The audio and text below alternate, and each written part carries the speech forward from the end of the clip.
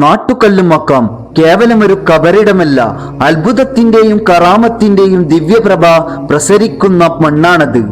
നൂറ്റാണ്ടുകൾക്ക് മുമ്പ് ഇവിടെ അന്ത്യവിശ്രമം കൊണ്ട അറബ് നാട്ടിൽ നിന്നെത്തിയെന്ന് വിശ്വസിക്കപ്പെടുന്ന ഷെയ്ഖ് അബു ഇസ്ഹാഖ് റഹ്മത്തുള്ളാഹി അലൈഹിയുടെ മഹത്വമാണ് ഈ മണ്ണിന്റെ തേജസ്.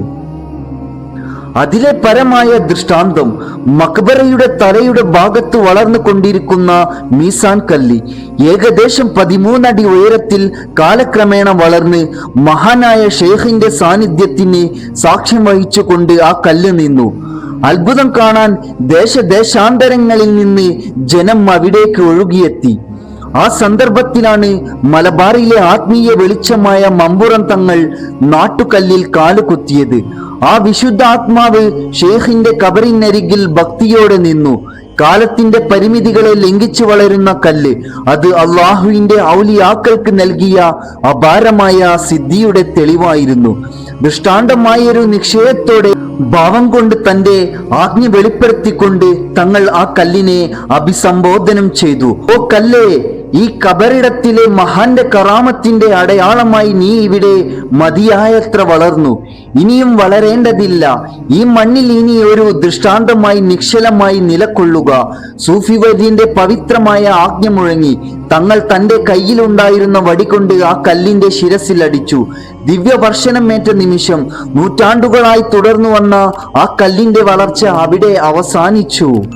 ഊർജ്ജസ്വലമായ അഗാധത്തിൽ കല്ലിന്റെ ഒരു ഭാഗം അടർന്നു താഴെ വീണു. ഒരു കാലഘട്ടത്തിന് പൂർണ്ണ വിരാമം ഇട്ടുകൊണ്ട് അന്നു മുതൽ ആ കല്ല് വളർന്നില്ല. നാട്ടുകല്ല് അബു ഇസ്ഹാഖ് റഹ്മത്തുള്ളാഹി അലൈഹിയുടെ അനുഗ്രഹത്തോടൊപ്പം മമ്പുറം തങ്ങളുടെ ആത്മീയ ശക്തിയുടെ നിശ്ചയദാർഢ്യത്തിനും സാക്ഷ്യം വഹിക്കുന്ന തേജസ്സാർന്ന ഒരു തീർത്ഥാടന കേന്ദ്രമായി എന്നേക്കും നിലകൊള്ളുന്നു. ഈ മക്കാമിന് ഏകദേശം 300 വർഷം പഴക്കമുണ്ടെന്നാണ് കരുതപ്പെടുന്നത്. മലബാർ കലാപവും നാട്ടുകല്ല് മക്കാമും ഈ മക്കാം സ്ഥിതി ചെയ്യുന്ന പ്രദേശം മലബാർ കലാപം നടന്ന ചരിത്ര സംഭവങ്ങളുമായി ബന്ധപ്പെട്ടിട്ടുള്ളതാണ്. കലാപത്തിന്റെ സമയത്ത് ബ്രിട്ടീഷ് പട്ടാളക്കാർ ഈ പ്രദേശത്ത് വെച്ച് പലരെയും ഉപദ്രവിക്കുകയും കൊലപ്പെടുത്തുകയും ചെയ്തിരുന്നു എന്നാണ് വിശ്വസിക്കുന്നത്. പല പ്രക്ഷോഭകാരികളും സമാധാനം തേടിയും പ്രയാസങ്ങൾ മറികടക്കാനുമുള്ള ആത്മീയ ശക്തിക്കായും ഈ മക്കാമിന്റെ ചാരത്ത് എത്തിയിരുന്നു എന്നാണ്. യുദ്ധസമാനമായ സാഹചര്യങ്ങളിൽ നിലനിന്നപ്പോഴും ഈ മക്കാമ് അഭയകേന്ദ്രമായി നിലകൊണ്ടു. മഹാനായ ഷെയ്ഖിന്റെ സാന്നിധ്യം ഈ മണ്ണിന് ഒരു സംരക്ഷണം നൽകിയിരുന്നു.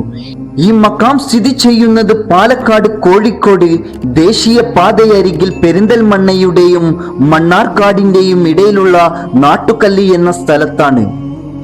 പേരിന് പിന്നിൽ മക്കാമിനുള്ളിൽ വളർന്നു വരുന്ന ഒരു കല്ലിൽ നിന്നാണ് ഈ പ്രദേശത്തിന് നാട്ടുകല്ല് എന്ന പേര് ലഭിച്ചത്. നാട്ടുകല്ലിന്റെ മറ്റൊരു ചരിത്രവുമായി വീണ്ടും കാണാം.